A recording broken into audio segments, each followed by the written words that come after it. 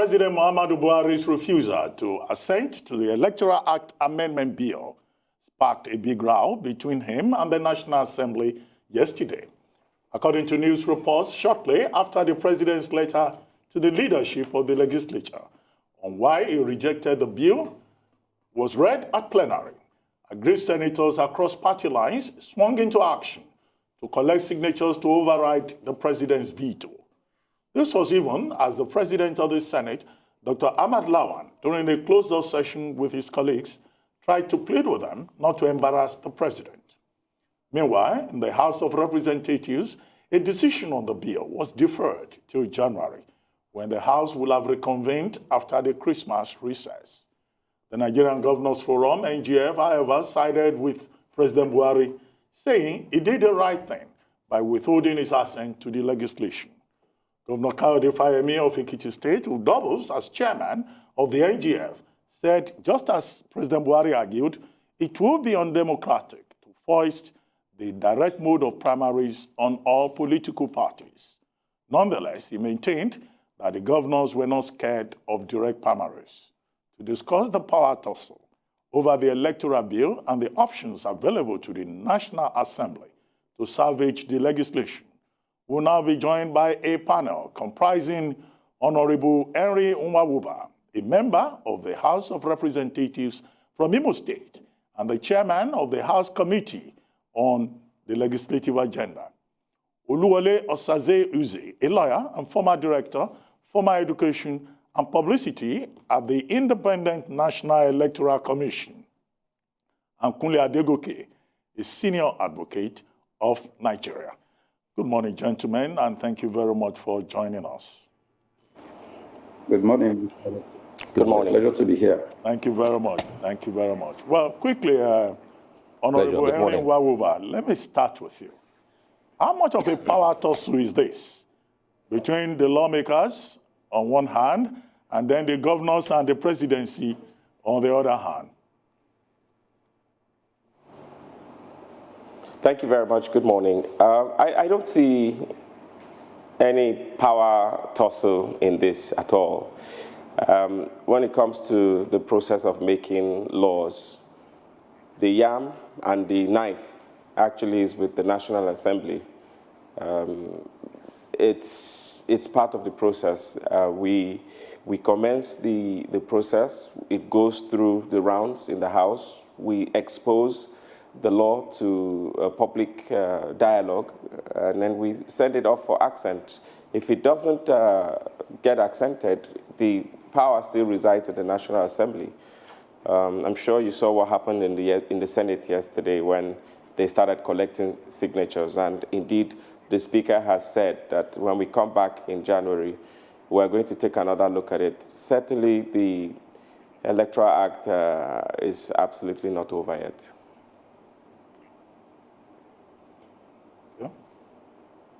Well, I wanted to ask you about, the whole saga. Now, Arise News gathered ahead of Wednesday's plenary that almost 80 aggrieved senators have agreed to override the president's refusal to assent to the bill. Now, does this give a signal that senators will override the president's veto? I'm aware that the Senate have started already to collect signatures. But we run a bicameral legislature. Whatever happens in the Senate must happen in the House of Representatives to have effect. So basically the ball is in our courts in the National Assembly to come together and take the best interest of Nigeria forward. I think the conversation with the Electoral Act amendment is a Nigeria-centric conversation.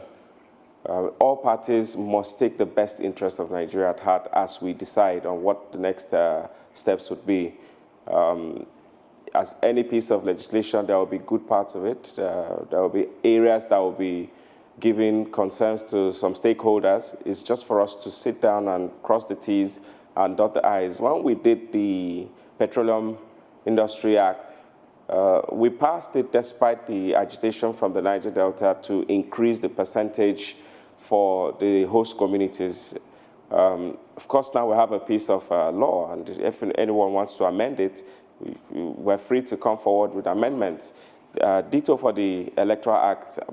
These are the two critical pieces of legislation that are contained in our legislative agenda, and we are determined to see them through. We have gotten one out of the way, and we're going to deal with the Electoral Act by the grace of God when we come back in January. Right. My question is for you, Mr. Osaze-Uzzi, for the INEC perspective here.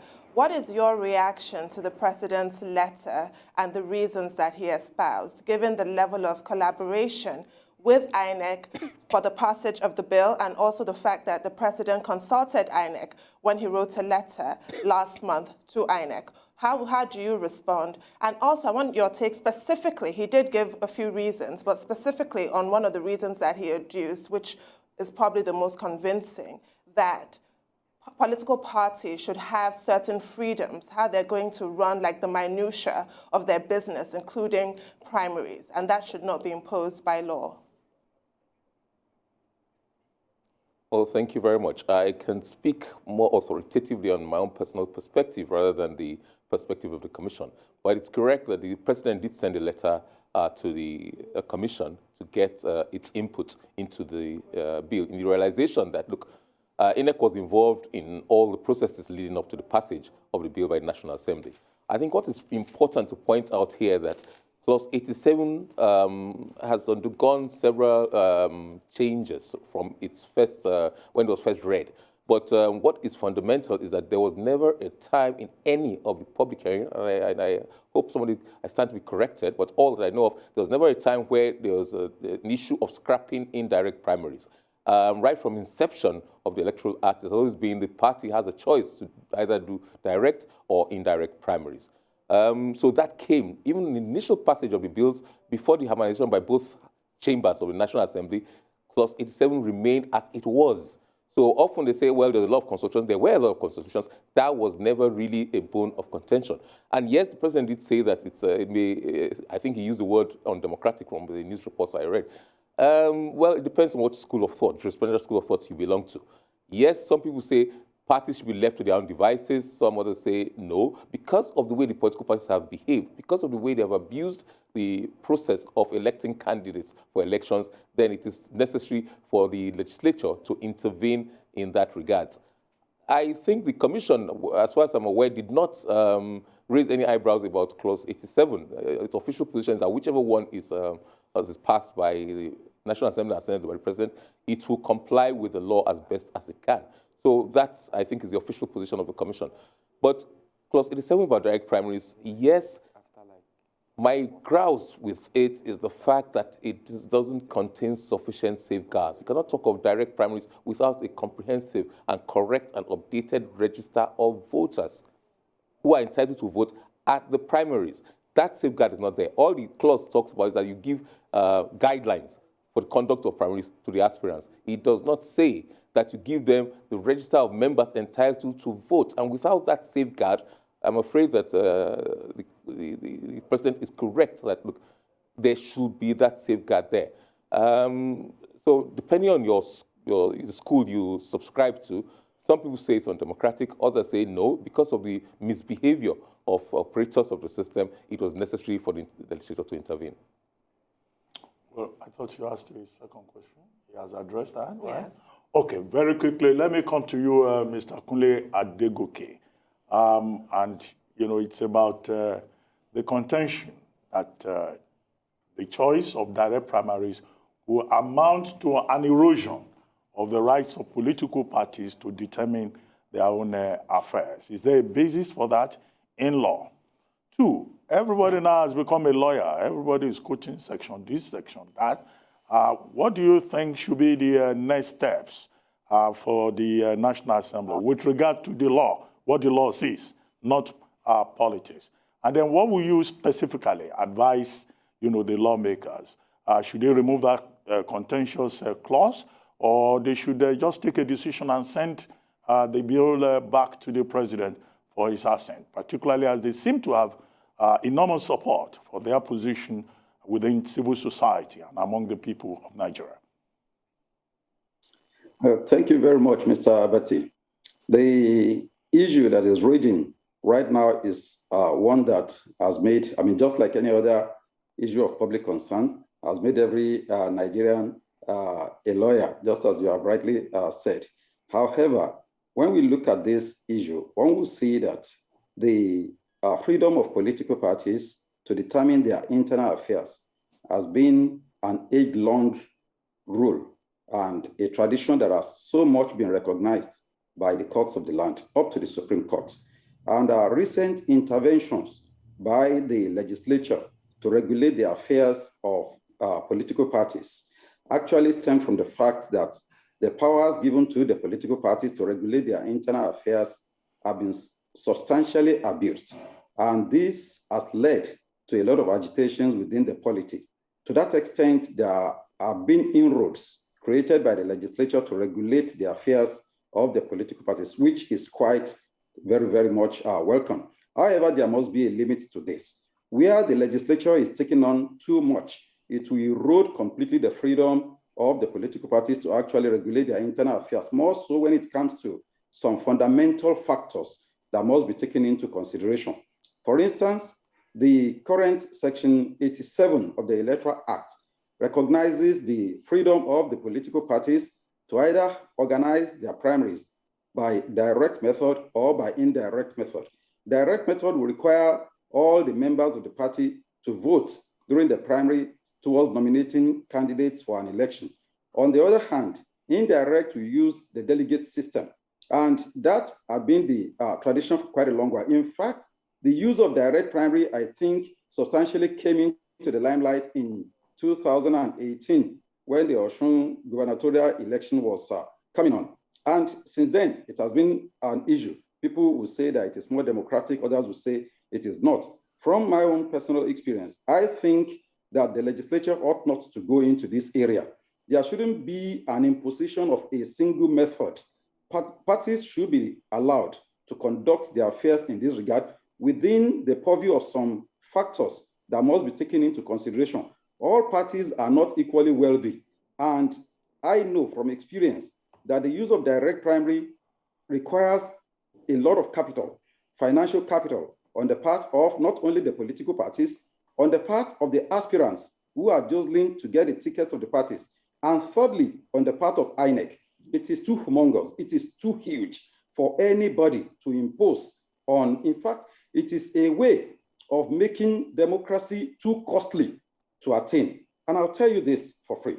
One is the fact that for individual aspirants who are contesting in the primary of a party, you have to cover practically all the wards, because direct primary is not done in a central location. It is done at the different wards. If a political party is boasting of membership of maybe 300,000 people, they cannot be gathered in a single location. The implication is that aspirants will now have to go around the various wards to campaign. In Osun, for instance, we have 332 wards spread across 30 local governments. And by the time an aspirant is required to go around all these 332 wards to campaign, definitely his pocket will run lean. It will only be possible for those who have the financial muscle, the financial capital to be able to effectively go around the various wards. Second is the fact that on the part of the political parties who are required to organize these primary elections, if a political party will have to spend so much to organize primary election in 332 wards, we can imagine how much it is going to cost. Then the implication is that smaller parties that do not even probably have representations in some wards would not even be able to participate in the process, and they would have been effectively eliminated right from the primary point. And when you look at the provisions of the law, where a party fails to organize a primary election in accordance with the act, then that party is automatically disqualified. It can be, its participation in the election will easily be challenged, and then it will be thrown out. The implication is that smaller parties cannot survive the process of direct primaries. And even on the part of INEC, INEC will now have to mobilize all its officers to cover, at least in Osun, for instance, for APC alone, for instance, to monitor the primary election in 332 wards. Then PDP will do its own. INEC will require to monitor it in 332, wards as well. NRC, SDP, and all the other parties who want to do their own as well. INEC, the 500 billion naira they are projecting may not even be enough to monitor or show alone, not to talk of the entire federation. The implication is that the costs that will be involved is something that no sane democracy will want to go into. The reason why Section 87 promulgated the idea of using direct or indirect is for, well, if you can afford it, go the way of direct. If you cannot, do indirect. Indirect is easier to monitor for INEC. It is easier for parties themselves to organize, because the implication is that when you have maybe about 30 or 40 delegates coming from each local government to congregate maybe at the stadium in the state capital, all of them there might not be more than maybe about 5,000 people. This can be easily organized and conducted. And at the end of the day, a candidate will emerge. In fact, in terms of challenging the result of such a process, it is easier to challenge, either to be upheld or to be nullified by the court. A candidate who is saying that the process required by the law was not complied with under the primary just concluded by maybe a particular political party, we only have to prove with respect to what transpired at the venue of the primaries, which in any case is going to be a single location under the indirect system, where he has to prove the maybe rigging or any other electoral malpractice in 332 words. He probably will have to call about 332 people that will be witnesses, who are direct witnesses, who monitored the process to come and testify. By the time you finish that process, the 4-year period for governance would have even been over. So in this regard, I think that the legislature ought not to go into that area.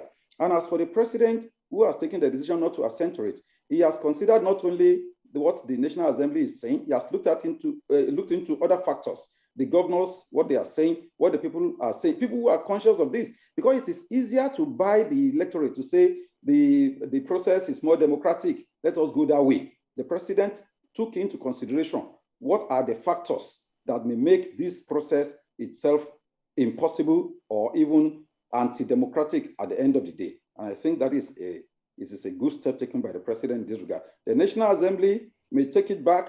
The knife and the yam are in the hands of the National Assembly. There's no doubt about that, because the constitution that we run in Nigeria recognizes only the legislature to take a final decision in this regard. They can as well pass the act all over again, and the president will have no choice in this regard. It becomes the law. But we must not just say we have the power and we are free to exercise it. We must look at all factors that may impeach the process that we are trying to take on. All right, Mr. Adegoke, I wanted to ask you, you've made some good points with regards to cost implications. Now, according to Section 15 of the Nigerian Constitution as amended, INEC, like you rightly said, has the power to monitor the organization and operation of political parties, including their finances and party primaries. Now, is it correct to say constitutionally INEC has the power to make rules to direct political parties? And if so, why should they wait for an act in order to direct political parties in the manner they deem fit? INEC has always had its regulations in place, regulating how political parties will carry out their primaries. However, that is subject to the position of the Electoral Act.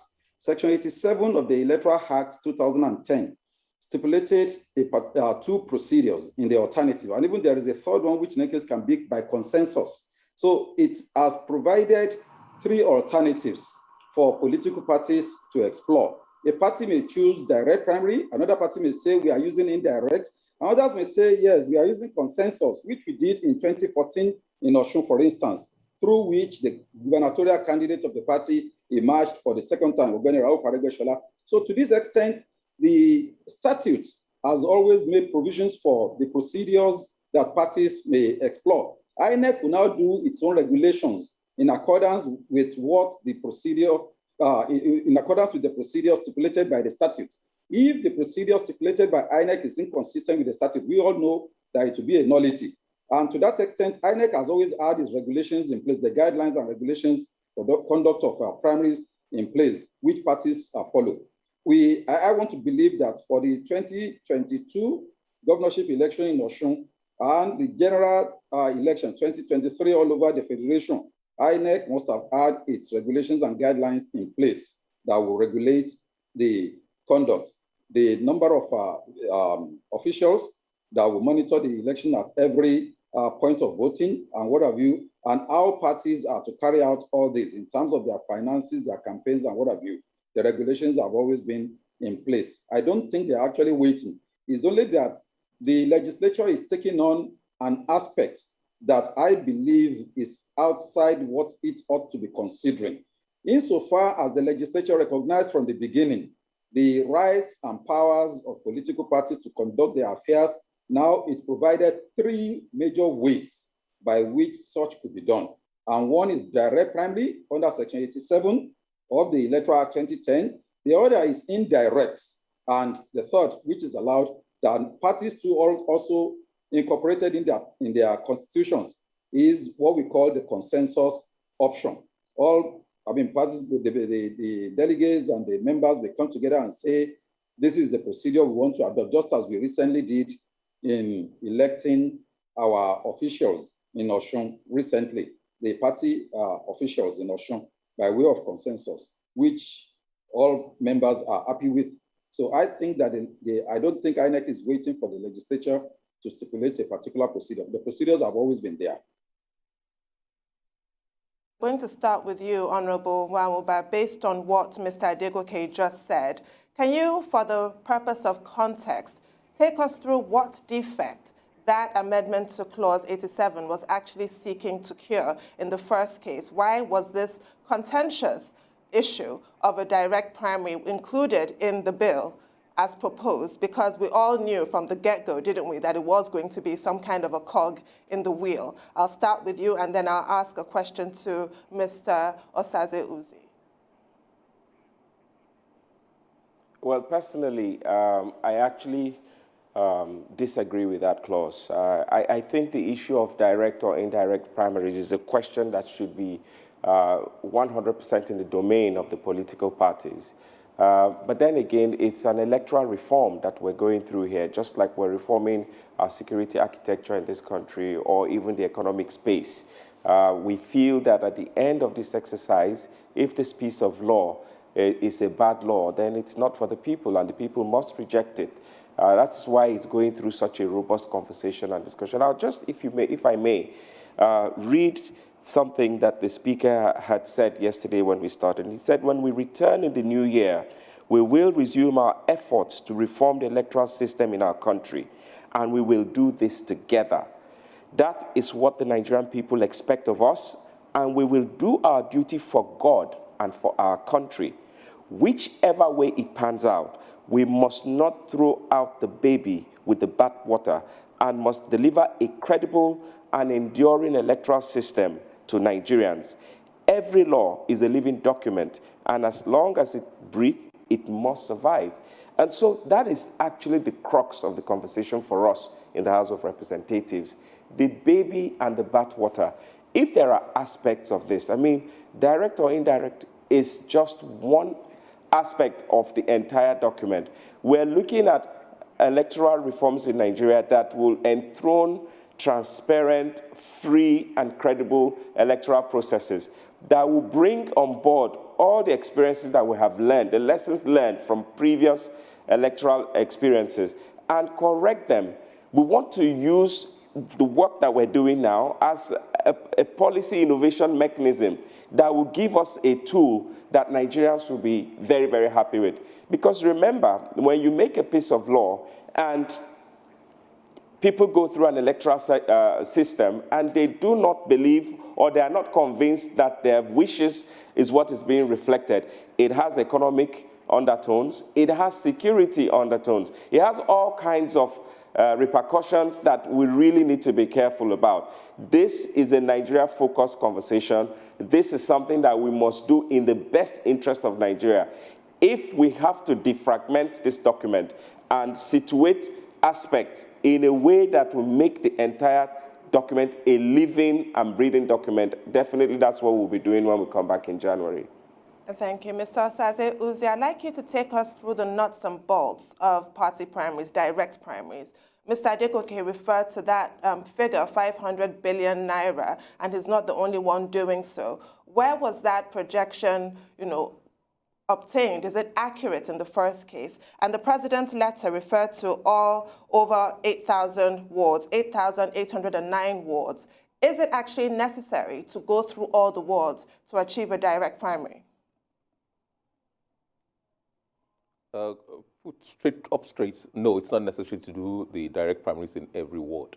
Direct primaries just affords every member of the political party to vote, choose the candidate for a particular election. It can be done in local government headquarters, which means you only have 774. It can be done in state capitals, or it can be done in only one location. But once you do, say, in one location in 774, you tend to disenfranchise a lot of people and make the process a lot more expensive, because party members will now have to congregate in the particular center you choose. It can actually be done in polling unit level. So it depends on the political party to choose which one it finds more convenient.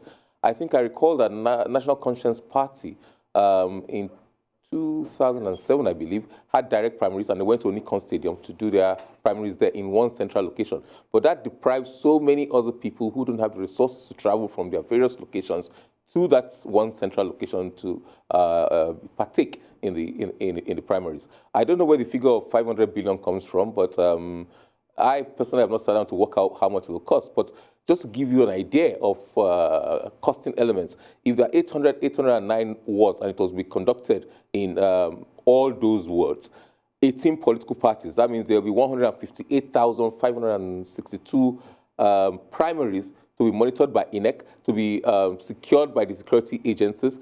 It's also because the clause in the bill says that INEC shall monitor political parties' primaries.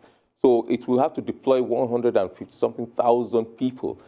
INEC staff strength, as far as I recall, is about 16,000. So it doesn't have that staff strength. So it may have to go do what it does in general elections and recruit NYSC or other ad hoc personnel to assist it in monitoring all this. It has to pay allowances to each and every one of those people going to monitor those elections. So it's a humongous cost and a logistic challenge. But it's expensive. I don't know what figure we'll get, but it really will be expensive for not just the political parties, the aspirants. It will be expensive for the INEC. It will be expensive for security agencies, because the aspirants now have to send agents who represent them in every ward where this thing is going to take place. That is humongous. The cost is really, really humongous. And that's my take on that. Okay, just two questions. Maybe I should start with you, Osaze-Uzzi. And it has to do with this statement that the honorable member of the House of Reps just referred to, that Nigerians should not throw away the baby with the bath water. The Speaker of the House of Reps didn't go further. But you've been involved in electoral processes. You've seen, all this battle over electoral reform over the years.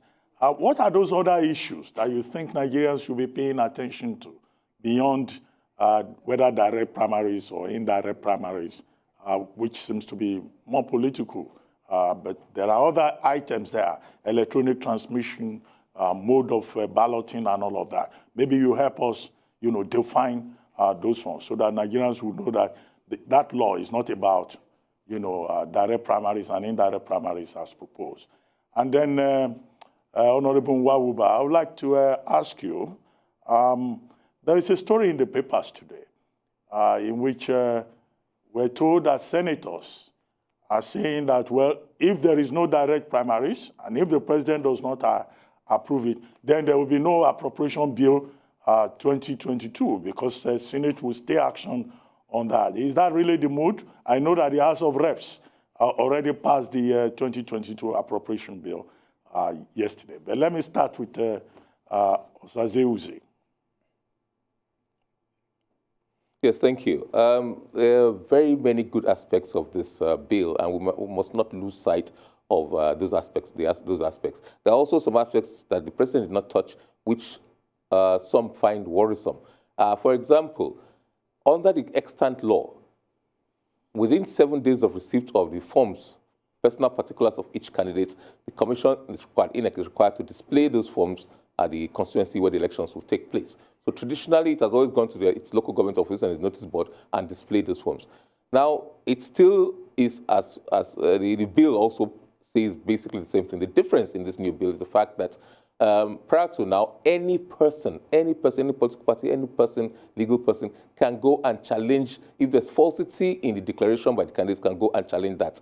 Now, the bill now limits it. It limits it severely to only aspirants who took part in the primaries. Those are the only people who, knowing the falsity in a declaration, can challenge it in court. And they are only allowed to go to the Federal High Court, unlike the extant provisions of the bill, of the Act, which says you can go to any court, any High Court, a High Court of the State, High Court of the city, or a Federal High Court. So those are some things we must not lose sight about. Do Nigerians want that? If will the aspirants know whether the facts deposed to by co-aspirants are false or correct? It is the people of Nigeria who will know. People, if you claim to have gone to a secondary school, and people who went to that secondary school say, look, I don't recall you in that set. You did not finish in 1985, as you said, and things like that. They ought to be able to have the locus to challenge it. Now, that's there. There are good things, for example, provisional declaration of results, because that's what it is with the new bill. Where a returning officer declares the result, INEC has the power within 7 days to review that result if there's a protest. So that if, for example, as we had in Imo, the allegation was that a gun was pointed at the head of the returning officer, INEC withheld certificates, 2 certificates in 2 central districts in Imo. One was because the returning officer did not follow the guidelines as laid down by the commission. But the commission was hamstrung. It could not do anything. The act, the bill presented to the president gives the commission the power to review such results. Especially, 1, it is contrary to the law and guidelines. 2, if it was done under duress, if it was on the free will of the returning officer. The timelines have been extended for conduct of primaries, for all sorts of steps to be taken. The thresholds of steps to be taken have been extended by the law. So there are quite a few good things. The law also specifies early passage of the budget for the election year. So all those things are good, very, very good, that will no doubt assist the process. But we are bogged down with just party primaries, which doesn't even concern the majority of Nigerians. So yes, we cannot throw the baby with the bathwater. There's so many others. Time will not allow me to enumerate so many other good points in the bill. But let us not lose sight of some of these. Okay, over to you, Honorable Nwawuba. No direct primaries, no budget. That you talked about. Yes, one of the papers today. Well, I haven't heard that. I haven't heard that. But let me just say that, so there are 4 critical pieces of legislation that is very important to us in the House of Representatives. We're looking at our economy, and we've done the petroleum industry bill. We're looking at the health sector, and we've done the infectious diseases control bill. We have increased the percentage allocation to the health sector. We're looking at security, and we've commenced a series of security reforms to overhaul the entire security system in this country, enthrone cooperation and coordination to put who is in charge, who's, just to make it easier for us to get security deployed. And of course, this, the last one being the Electoral Act Amendment Bill, which is very, very important because it's a bill for all of us. This is not a bill of us versus them. If you don't give us this, we will withhold that. This is a bill for Nigeria. This is a bill for everybody. We're all on the same. It's not about the president. It's not about the National Assembly. It's about Nigeria. And so this is a bill that I feel that we actually need to come together and look at the best and take the best interest of this country. We need to be sure that the people we want to be in the helms of affairs in this country are the people that are emerging through the electoral process, because there is a direct connection between that and development, corruption, undevelopment, and progress. And this is the time. We really can't afford to, every assembly, put in so much resources in the effort, and at the end of the day have absolutely no result to show for it. I look forward to us concluding this, and that's why I said the yam and the knife is in the hands of the National Assembly. If there are aspects that are not so good and people are concerned with it, we can actually put those ones aside, go ahead with the ones that will enthrone, like you said, electronic processes that are coming on board to ensure that there are credible and transparency in the process. That's what we want to see, just like we see in our banking system in this country, where if you have the ATM card of a certain bank, you can go to another bank and transact, and they have the confidence to reconcile back end, and you will not lose money, and everybody is a win-win situation. That's what we want to see in our electoral process. And I do want to say that if that is what the Senate position is as at this morning, it will be interesting to see what their position will be tomorrow and the day after, and so on and so forth. Okay, gentlemen, we'll need to take a short break. When we return, the conversation will continue. Please stay with us. We'll be right back.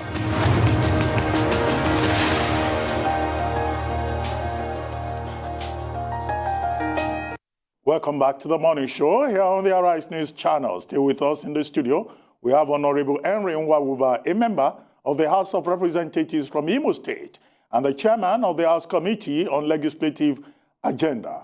Oluwole Osaze-Uzzi, a lawyer and former director, voter education and publicity at the Independent National Electoral Commission.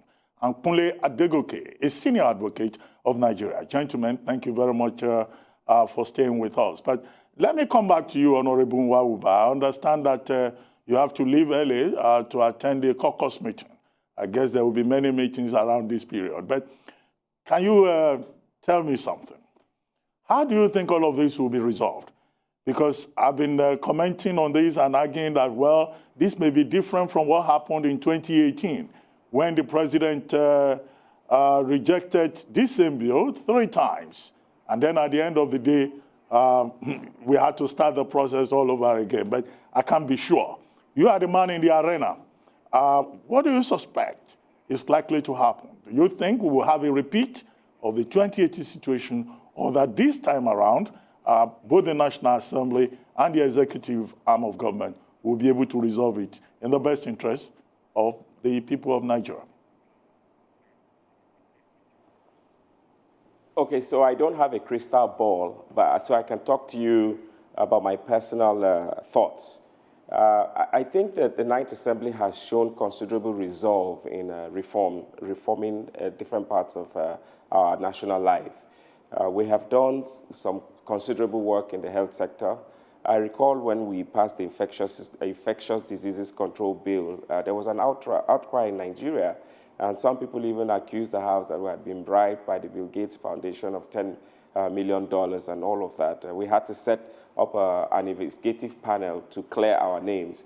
At the end of the day, most of those draconian, what Nigerians perceived to have been draconian at the time, the proposals, are today amongst us. So we have vaccine mandates, we have mask mandates, lockdown, social distancing, and all of that.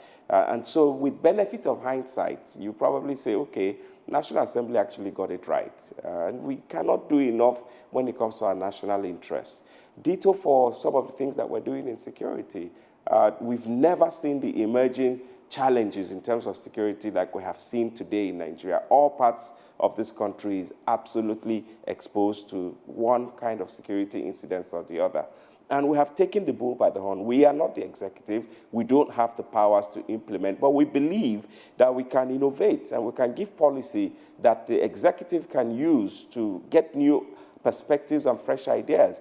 Personally, I got tired of the politics of thoughts and prayers, 1 minute silence. We needed to do something. We came together to have a National Security Summit, and at the end of that exercise, we proposed a report that contained solid reforms in terms of how we can actually infiltrate with intelligence. It's not about boots on ground, but coordination, information sharing, exchange, and all of that with a view to stemming the tide on insecurity. I believe with the Electoral Act Amendment Bill that we have not seen the end of it. I mean, the Senate have shown their mood at the moment. Over 70 out of 109 senators, more than 2/3 of the signatures required already gathered. You can expect that with the House of Representatives being the more vibrant arm of the legislature, that there's going to be fireworks. But I would want us to have to achieve some of the results that we want to see with dialogue, with consensus building. It's not about razzmatazz and playing to the gallery, and at the end of the day, we have nothing to show for it. But to sit down with experience, hold hands, have a conversation, and take the best decisions for this country. I believe that we will do something in January. I wish I could tell you how it's going to end and what the result would be, but the opposition, my party, the PDP, we stood against this, and today the president has seen the vision of the PDP and keyed in and said, okay, let's look at this again. Perhaps there's something that the PDP knows that Nigerians need to ask us, what is the way out? But at the end of the day, I do believe that the conversation will come out good for Nigeria because we have the political will in the House of Representatives to key into what is already happening at the Senate to ensure that we give Nigerians this very critical and all-important piece of legislation. My question is for you, Mr. Oluwole Osaze-Uzzi. Now, one of the reasons the president had given for not assenting to the bill was that the amendment may open up, the electoral system to a plethora of litigations based on diverse grounds and issues of law. Now, if the Constitution, as amended, gives political parties the freedom to choose candidates, whether through direct primaries, indirect, or by consensus, in addressing the issue of direct primaries, wouldn't the bill conflict with the Constitution and, as such, become subject to legal challenges in the future if the bill becomes law? No, there's no conflict. The Constitution actually does not spell the mode to be adopted by the political parties in choosing candidates for elections. All that the Constitution rely on, 1999 Constitution says, is that they should emerge by a democratic process. And I think that's the efforts that should be guiding us. Whether it's direct primaries, consensus, or indirect, has the candidates emerged through a democratic process? That is central to this whole discussion. So it doesn't really matter. The Constitution has given us latitude, and the Electoral Act is the one now trying to constrain, but it doesn't conflict with the Constitution. The Constitution says, look, this is a general framework guide. The details are spelled out in the Electoral Act. So whatever details are not in the Electoral Act will now be taken care of by INEC guidelines and regulations. But there exists no conflict between the Constitution and the Electoral Act. As long as a democratic means, each candidate must emerge through democratic means. That is all that is required, that the Constitution requires. Right. My question is for Mr. Adegoke. I'm sure you heard earlier when Mr. Osaze-Uzzi started to reel off a litany of reforms that the amendment bill would contain, but, he was even constrained by time. There's a lot of value in this bill, is the point I'm trying to make. What do you make of the argument that the president signed or gave his assent to PIA, the Petroleum Industry Bill, becoming an act in August, and in September, he was already proposing amendments to the National Assembly? It's not the most elegant process, we concede, but that precedent has been established. Do you think that should have been employed in this situation? Yes, I believe it is a democratic process, and it is necessary when the president probably objects to a particular bill and he withholds his assent to suggest what he feels is appropriate. With respect to the PIA, I think the procedure, the step taken by the president in that regard was quite democratic. And in suggesting what he felt that should be the position of the law, it would be for the parties, that is the legislature and the executive, to now ruminate over and come to a conclusion. Both the executives and the legislature were put in place for the benefit of Nigerians. It shouldn't be a battle of ego. It shouldn't be a battle of power or might, or a contest of who is right or who is wrong. It should be a business to be conducted for the interest of Nigerians, for the advancement of democracy, the advancement of the generality of Nigerians.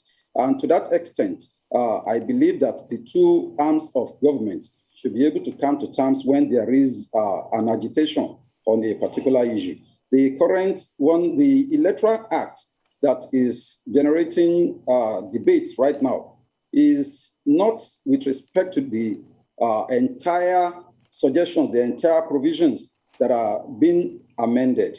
The agitation is particularly with respect to, that earlier we had with respect to the electronic transmission of results. And at the end of the day, that one was resolved. And that is actually what, disturbs one's conscience in this instance, that at what particular point in time did this issue of direct or indirect primary become an issue? At what point in time was it inserted into the bill being considered by the National Assembly?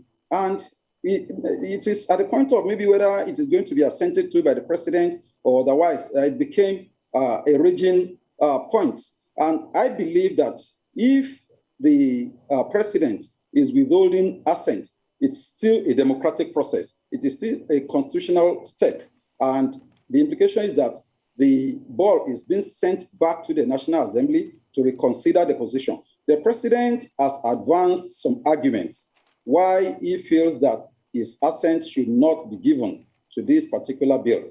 And to that extent, the National Assembly will have to review these factors. Are they germane? Are they in the interest of Nigerians? If members of the National Assembly have amassed enough funds to contest in a direct primary and cover the entire gamut of their various constituencies, they should think of other aspirants who are not in the National Assembly or in the House of Assembly and who are only appropriating their own personal funds to engage in the contest. I'm not saying that maybe they are taking more than what Nigerians could bargain for, but their financial comfort should not be a reason why they think that the financial issue should be a non-issue. And on that basis, they can just ride a roughshod. They shouldn't make it a matter of might that, okay, well, it's back to us, and then we'll pass it with or without the assent of the president. They should look critically into the arguments, into the points raised by Mr. President, which are about 6 in number.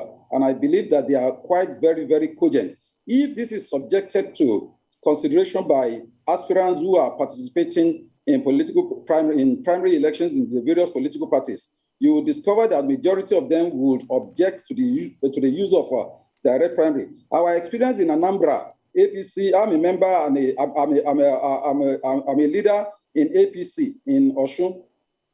Our experience in Anambra recently does not go in line with the viability of direct primary. At the direct primary, our candidate had more than 240,000 votes. When the general election came, he had, barely over 40,000. The implication is that there must be some fraud being perpetrated through this direct primary.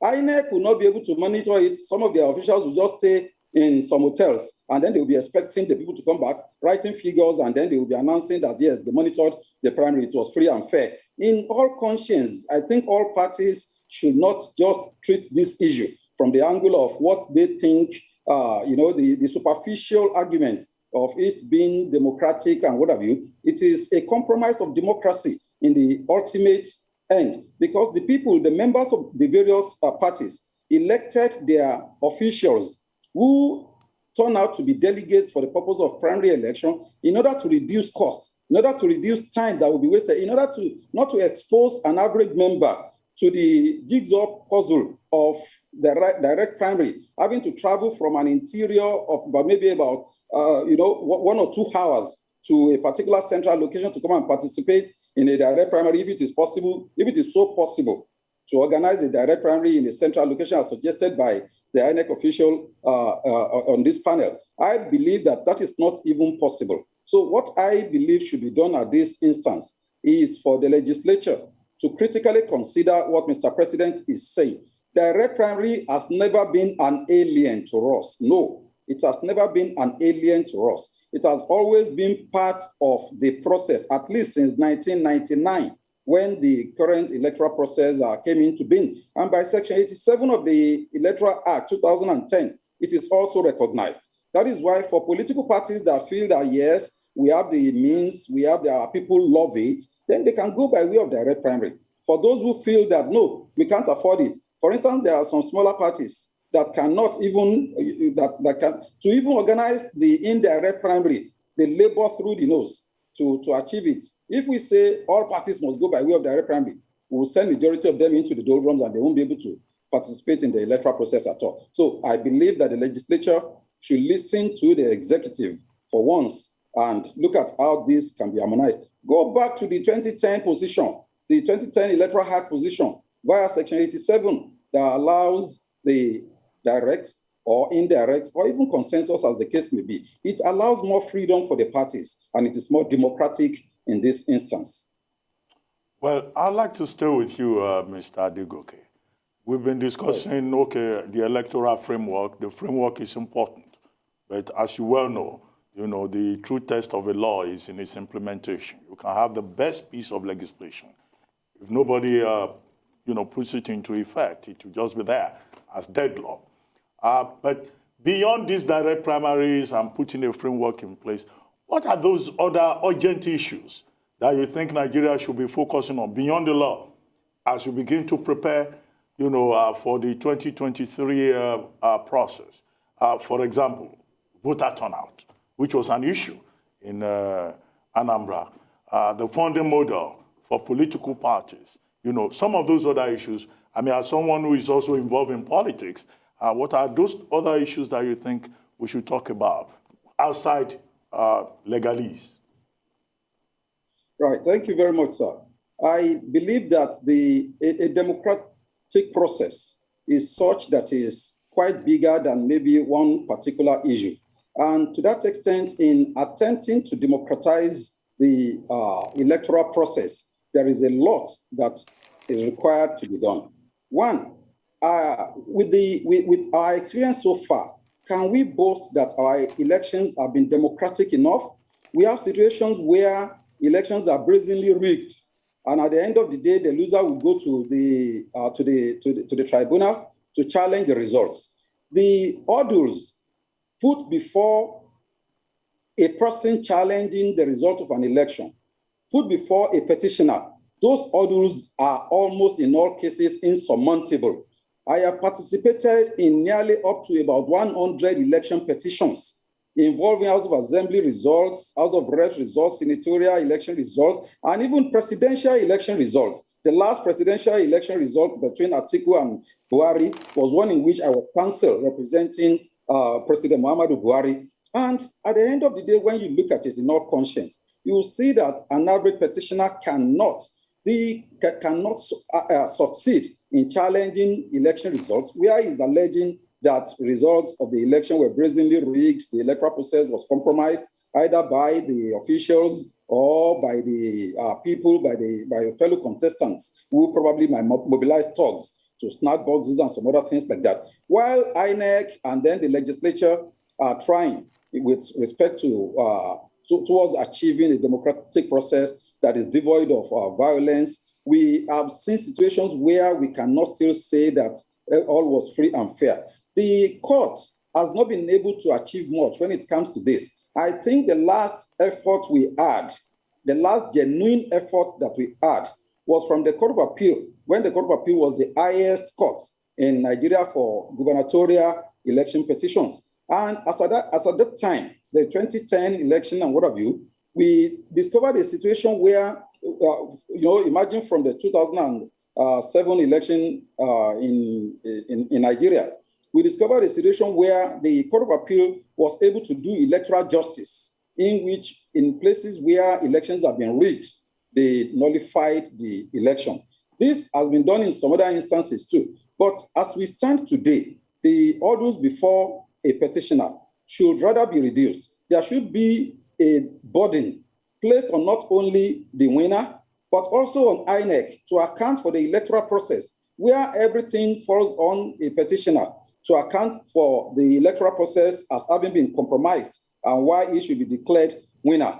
I have discovered a situation where in practically more than 50 election petitions where I represented the petitioner, I'm not sure we succeeded in up to 10, if we can even conveniently boast of that. And you discover that when you lead, when you bring witnesses who witness the situation, and INEC is saying something different, the defendant, the respondent, the winner is saying something different, and the ballot papers are not consistent with what the respondents are saying, but they are affirming the position of the petitioner. The court will not even allow you to tender these ballot papers and count and recount, just as we did in Fayemi's election petition in Ekiti, just as we did in the case of Aregbesola in Osun, just as we did in Oshiomhole in Edo in 2007 and 2010. All these orders, the legislature, the executive would need to look into them. And that is one effort that President Muhammadu Buhari tried to achieve by putting in place the electoral reform process that led to what we have been able to achieve as of today. I believe that there are so many provisions in the law that should be considered. Fundamentally, with respect to the power to challenge to challenge the results of a primary election, the definition of who is an aspirant should not be limited to somebody who just participated in the process. Somebody who purchased a form, who filled it, who submitted the form to his political party, and which in any case INEC recognized that, okay, yes, he ought to be an aspirant. And the election comes and the gate of the venue is locked against him, just as happened in Silva and PDP. And the court said, yes, the party is free to lock the gates against anybody, notwithstanding that they collected your money to purchase a form. Somebody is paying 22.5 million naira to purchase a gubernatorial election form right now. And during the election, they will hold the election in a venue other than where it's supposed to be held. And then you say such person is not an aspirant, just as happened in the case of Patutomi and APC in Delta. And such person is not an aspirant, but just then it means it's a meddlesome interloper, notwithstanding the amount that is spent, notwithstanding the fact that he campaigned, he mobilized people to participate in the process. But the powers that be probably will just lock him out, and that will be the end of it. I believe that there are so many areas that we need to look into to ensure that democracy is actually achieved, not only on the pages of the law, but in actual practice. And this will be something that the courts will take into consideration, because by the time the legislation has defined an aspirant to include somebody who not only evinces the intention to participate in an election, but also paid and purchased the form and submitted it, thereby completely showing the interest to participate in the process. Even if he's not going to have a single vote, he should be allowed to participate in the process. He should be recognized as an aspirant. He has aspired. The current definition of an aspirant today is grossly deficient, which is what the court has ascribed to that. There are so many other areas that we need to look into when it comes to mobilization of voters, when it comes to registration of voters, and what have you. You will discover a situation where underage, political something now, underage persons are being registered in many parts of the North, and they are participating in the electoral process. They not only will register as voters, on the day of the election, they will come out. We saw the videos on Arise TV and so many other television reports where persons that you could effectively say could not be more than 12 were participating in the voting process. All these, our leaders must be more honest. They must take into consideration electoral integrity in emerging leaders. It's only when we have leaders who emerge through a democratic process that they can feel accountable to the people, where they are imposed either by subterfuge or some use of force. Definitely such a person will pay obeisance to the persons who brought him into power rather than the unlucky electorate who just felt that they matter, but they never really count in the process of producing the leadership for the state or the nation, as the case may be. Well, my question is for you, Mr. Oluwole Osaze-Uzzi.